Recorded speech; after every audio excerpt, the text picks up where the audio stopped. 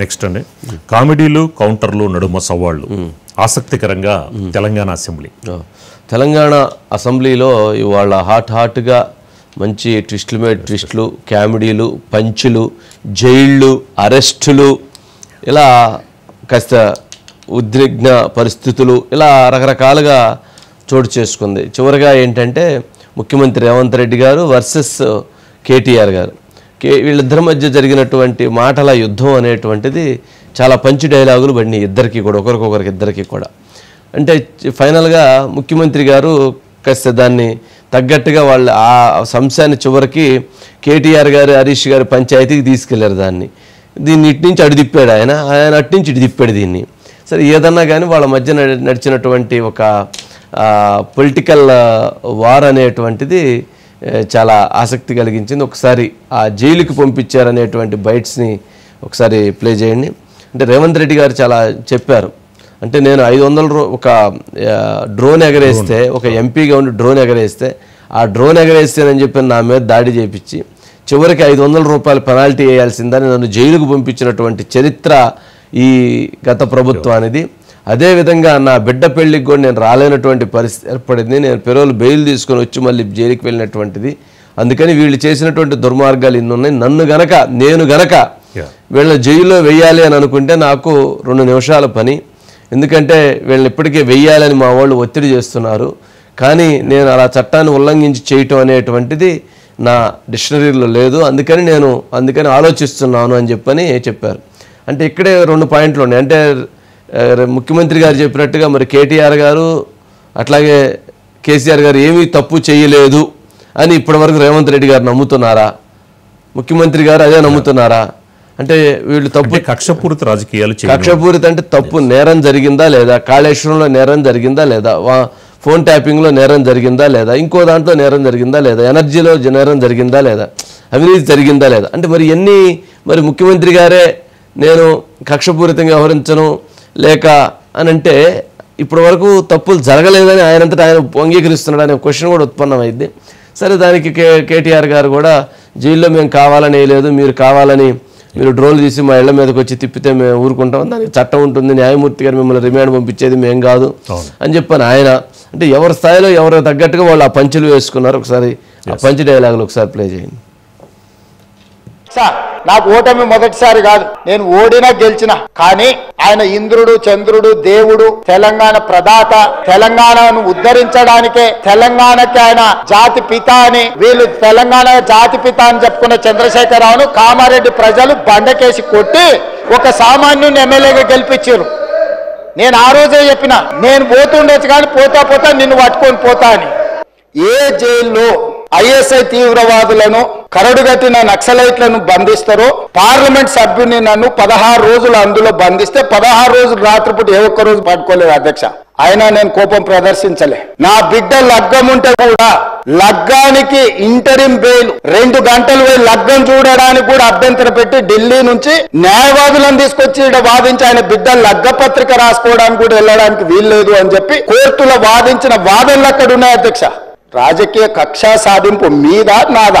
వారు ఆస్తులు సృష్టించడం అంటారు. ఏం సృష్టించారు అధ్యక్ష? ఒక్కటి చెప్పు. కాళేశ్వరం. మా వెంకటరెడ్డి గారు చెప్పారు అది కూలేశ్వరం అని. 3 ఏళ్లలో 1,02,000 కోట్లు కాంట్రాక్టర్లకు పే చేశారు. మొదటి 5 సంవత్సరాలు ఒక ఆయన మంత్రి, 5 సంవత్సరాలు ఇంకొక ఆయన మంత్రి. ఆ శాఖకు ఇద్దరు కలిసి పోటీలు పడి ఇవాళ డాక్టర్లు, లాయర్లు, ఇంజనీర్లు 80,000 పుస్తకాలు అన్ని మీరే చదివినాం అని చెప్పి కడితే అది కుప్ప కూలిపోయింది. దాంట్లో నీళ్లు నింపండి అంటుండు. నీళ్లు నింపితే కొట్టుకపోతుందని ఎన్డీఎస్ఏ చెప్తుంది. నీళ్లు నింపి కొట్టుకపోతే చూసినా కాంగ్రెస్ వాళ్ళు మేము కడితే కూలింది ఇప్పుడు వీళ్ళు కొట్టుకపోయేటట్టు చేసిరని మమ్మల్ని బద్నాం చేయాలని కంకణం కట్టుకొని తిరుగుతారు.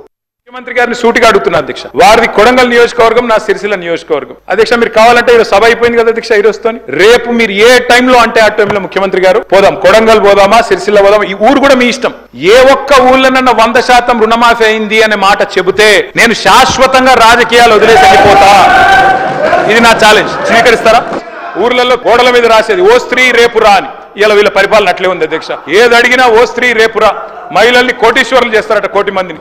ఎట్లా చేస్తారో వీళ్ళకి ప్లాన్ ఉందో లేదో తెలియదు కానీ ప్రజలకు మాత్రం అర్థమైంది అధ్యక్ష. 40% బడ్జెట్ చూసిన తర్వాత మొత్తానికి అర్థమైపోయింది అధ్యక్ష.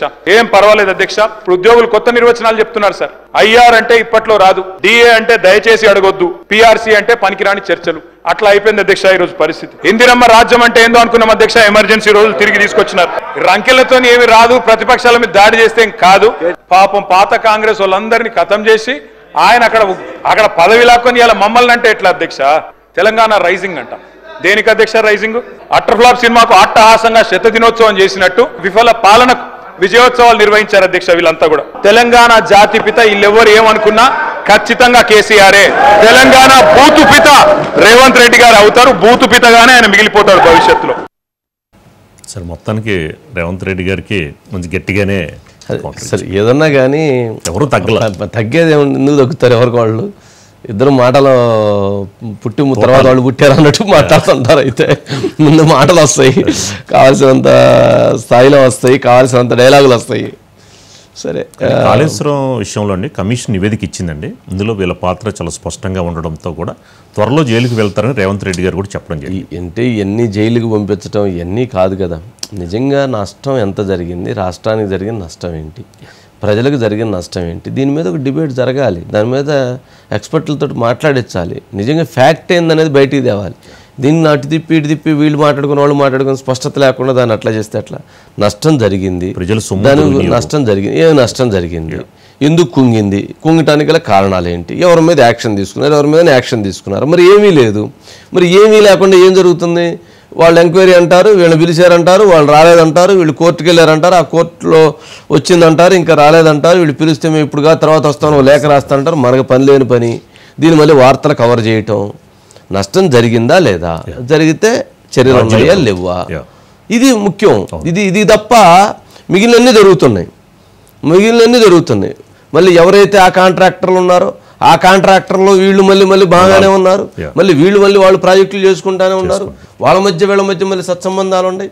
మరి జనాలు ప్రజల్లో మాత్రం పెద్ద పూలు పెట్టారు, పెద్ద పూలు పెడుతున్నారు. చిన్నవి కూడా కాదు, అవి ఈ మధ్యకాలంలో దొరకవు. ఆ సైజు పూలు కూడా అంత సైజు పూలు పెడుతున్నారు. మరి ఏం చేస్తాం? అప్పుడు మెగాను విమర్శించారండి, ఇప్పుడు అదే మెగాకి వీళ్ళు కాంట్రాక్ట్స్. అదే నేను అంటుంది. ఇప్పుడు ఆ రోజు వాళ్ళని ప్రేమించారు, వాళ్ళు వీళ్ళని ప్రేమించారు. ఈరోజు వీళ్ళు వాళ్ళని ప్రేమించారు, వాళ్ళు వీళ్ళని ప్రేమించారు. మీరు ప్రేమించుకొని మధ్యలో ప్రజలను ఎందుకు అమాయకులను చేయటం?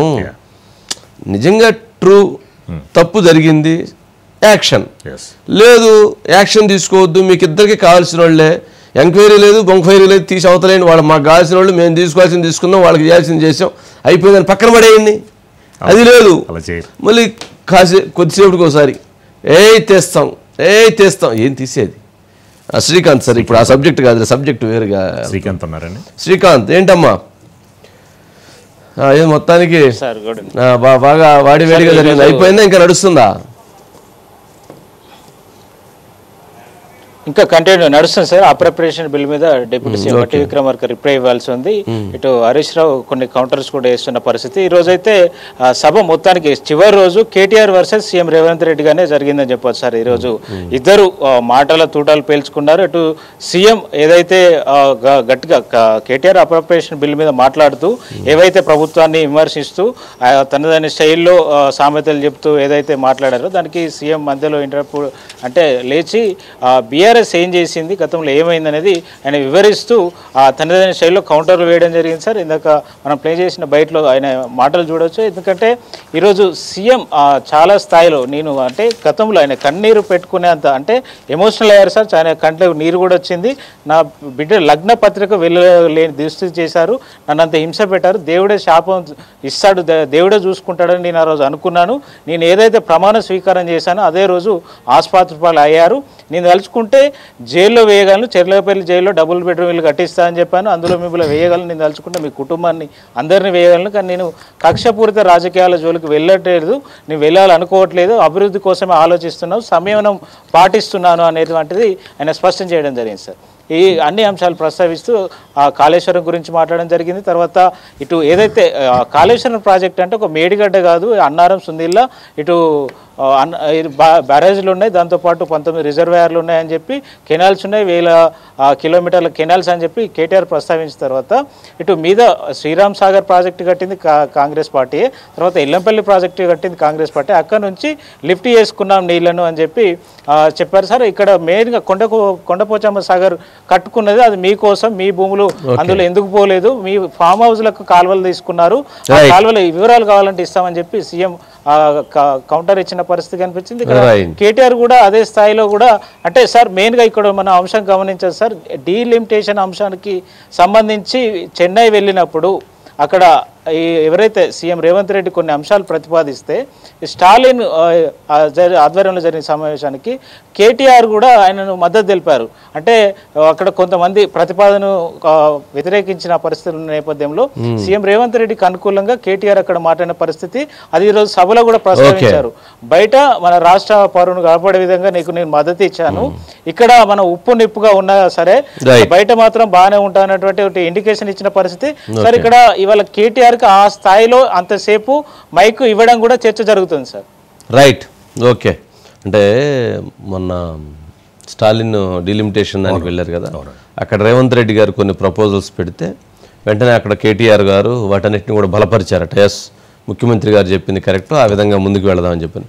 మనం బయట మీ పరువు తీయకూడదని నేను వాటన్నిటిని మద్దతు తెలిపాను, ఇక్కడికి వచ్చిన తర్వాత మీరు వీటన్నిటిని కూడా మీరు ఇక్కడ ప్రశ్నించాల్సినటువంటి పరిస్థితి ఉండిద్దని చెప్పుకున్నారు. అంటే కొంచెం అది ఒక పాజిటివ్ వైబ్రేషన్. సరే, ఏదన్నా కానీ ఇది ఒక డిఫరెంట్ పొలిటికల్ తెలంగాణ పరువును కాపాడాను అనేది కేటీఆర్ గారి కాపాడారు. వాస్తవంగా అంతే, బయటికి పోయి గొడవ పట్టడం మంచిది కాదు కదా.